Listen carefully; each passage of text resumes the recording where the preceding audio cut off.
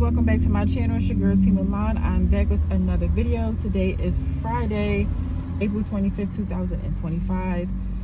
It's crazy because it's Friday, but it feels like a Saturday. My days have been mixed up a little bit lately, and I believe it's because it's been so nice outside. We've been hitting like 80-degree days. So, and a lot of people have been outside lately. So these days it's feeling like weekends when in reality it's still a weekday. But yay, today is Friday. Today is Friday. So I wanted to go ahead and just jump into the video. And this is for my nail girls, my nail guys, my nail baddies. So I ran across a post earlier today. This is more so encouragement for you guys.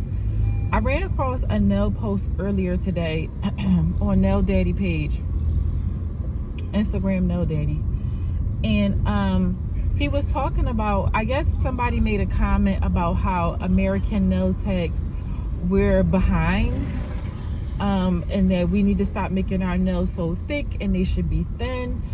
And you know what I've come to realize, and I believe it's because I'm just getting more mature within the industry, and as a nail tech, I've come to realize it honestly doesn't matter what your nails look like, right? As long as these four things, as long as the shape is good, the nails are smooth, they're not lifting in a couple days or a week, and your client is satisfied. As long as you check off those four things, like, there really shouldn't be an issue or not. Everybody does nails differently, you know. Those are just the four components that you want to make sure that you have.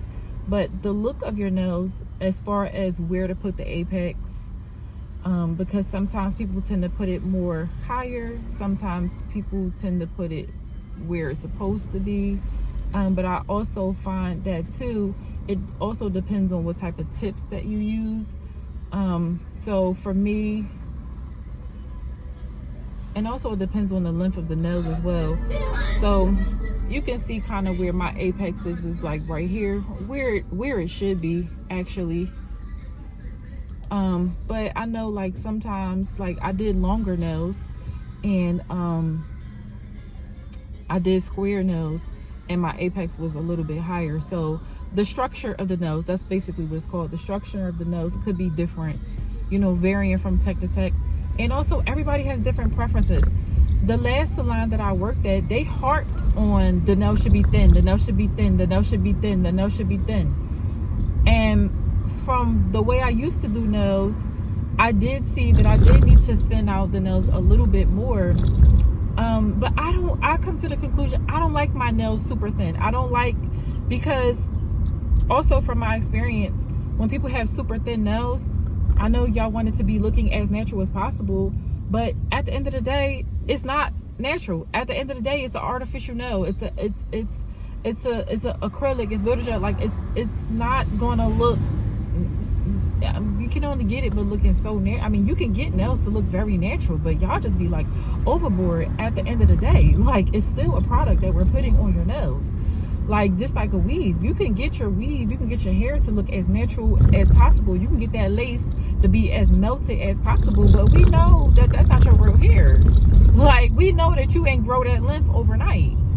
So, you know, I just think that in some salons, well, in that salon particularly, it was a lot of pressure for it to look a certain way. And like I was about to say, in my experience from myself doing it super thin on my own nails, and other people having their nails super thin, it tends to chip, the nail tends to break faster. So everybody is moving around with your nails. We're not just getting our nails done and just sitting like this all day.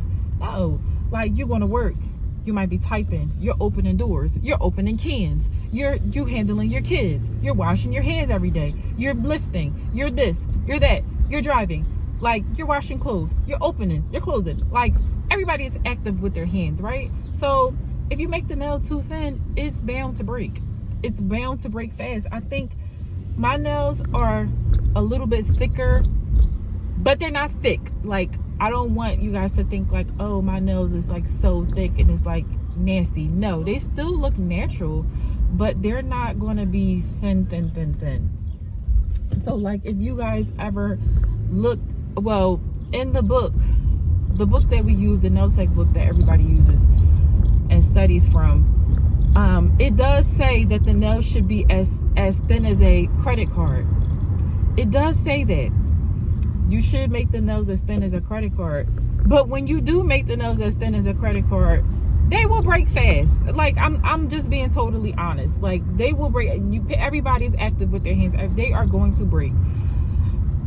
Nobody feels like a client. I'm sorry, guys. Keep adjusting my phone. Nobody feels like a client having to keep returning, and you have to stop what you're doing to do a nail fix. That's annoying, and that's a waste of product. And a lot of times when we do nail fixes, especially if it's within a week, because that's standard in the salon industry. If it breaks within a week, it's free. So it's like nobody has time to keep fixing people's nails. Okay, so I don't do my nails as thin as a credit card, but I do add a little bit of thickness, but not too much to the point where it's giving chunky, super thick. It doesn't look natural. No, my nails still look nice at the end of the day. Like, these still look nice, and these are not as thin as a credit card, but they're not super thick neither. So, you know, that's that, and that's preference. And I just wanted to get on here, and I wanted to share this with you guys because, you know, when I worked at the last salon, they kept pressuring me, it got to be so thin, it got to be thin, it got to be thin. Yeah, in the book it does say as thin as a credit card, but in reality, as thin as a credit card, it's like your nails are going to break. I say all this to say, you make your nails how you want to make your nails look. You structure your nails how you want to structure your nails. There is no, everybody does nails differently. Everybody has a different aesthetic and approach to nails. You know what I'm saying? Everybody does nails differently. Only thing I can say is just make sure it does look as natural as possible. Just make sure it's not lifting. Just make sure your shaping is on point, and make sure it's smooth. And obviously, make sure that your client loves the work that you just did. Not everybody is going to go for the aesthetic or the way that you do nails. Some people want that super duper thin look, and some people, they don't mind for a little bit of a thicker nail. So, or they don't even notice. Like, nobody even notices. Like, nobody even really says anything to me like, oh, my nail's too thick, because I don't make them thick, but I just make them thicker than a credit card. But I don't make them so thick that somebody would complain like, oh my God, this is too thick. Like, no. But y'all get what I'm saying. But, you know, don't put so much pressure on, it has to look like this, it has to look like that, it has to look like that. No, it has to look neat. No, it has to last. That's most important. It has to last. It has to look neat. It should not be lumpy. Your shape should be on point. It should be even. Like, those things matter. The way you structure your nails in terms of where you put your apex, you know, whether you put it closer to the cuticle line or whether you have it down where it should be, right here where the natural nail and the tip meet, you know, that's up to you, the way you structure your nails. It is what it is. The apex is very important though, because you definitely that supports the nail when it's a longer nail. You don't need an apex for short nails. Apex is really for like longer XL. Like, that's when you really need an apex. Short and medium you can kind of like get away with without having one. Short for sure. But anyways, so I just wanted to get on here and to encourage you guys, encourage my new people in the industry. Don't stress over it. Especially if you start working in the salons, they're gonna say it's supposed to look like this, it's supposed to look like that, and they will really make you feel bad, and you will feel like you are the worst nail tech, or you feel like you're not doing something right, or that you're not good enough. And they may not be doing that intentionally. They're just trying to adapt you to their style and maybe what their clientele was used to, which is okay, but it doesn't mean that your style of doing it is wrong either.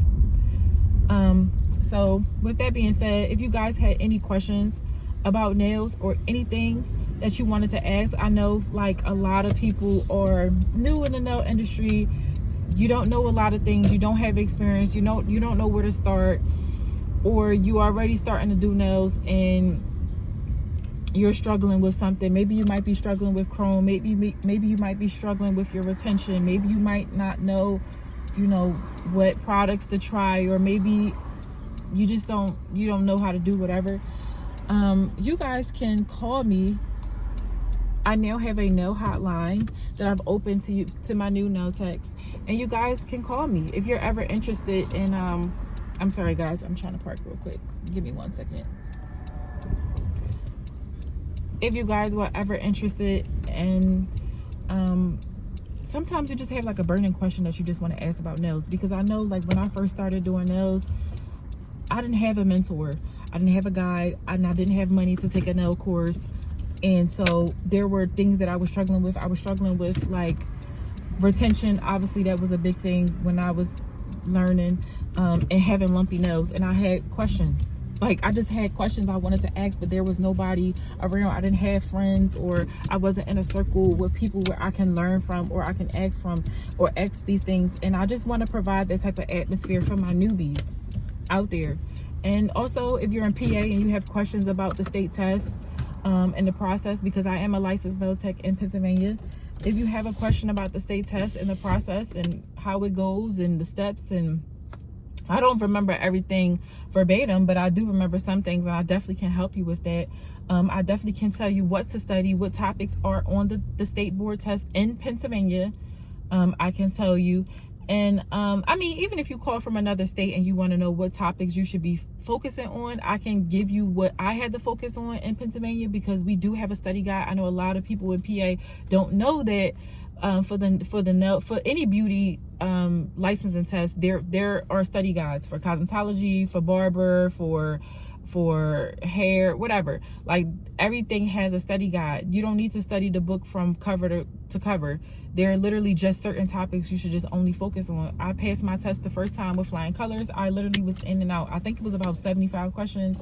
It took me all of probably like 10 minutes, 15 minutes to zoom through the questions, because I knew the answers.